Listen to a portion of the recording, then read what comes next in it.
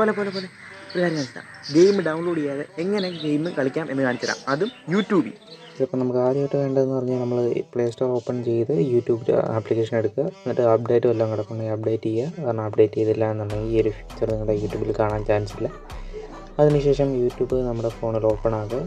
ഇത് 100% ഫ്രീ ആണ്, യൂട്യൂബിൻ്റെ തന്നെ ഒരു ഫീച്ചറാണ്. അതിനുശേഷം മേളിലുള്ള നാവിഗേഷൻ ബാറിൽ ക്ലിക്ക് ചെയ്ത് കഴിയുമ്പം താഴോട്ട് സ്ക്രോൾ ചെയ്ത് കഴിയുമ്പോൾ പ്ലേബിൾസ് എന്നൊരിതുണ്ട്, അതിൽ ക്ലിക്ക് ചെയ്യുക. അതിൽ ക്ലിക്ക് ചെയ്ത് കഴിയുമ്പോൾ നമുക്ക് ഇതിൻ്റെ ഒരു ടാബിലേക്ക് പോകുന്നതാണ്. ഇവിടെ 100 ഓഫ് ഗെയിംസ് കിടപ്പുണ്ട്.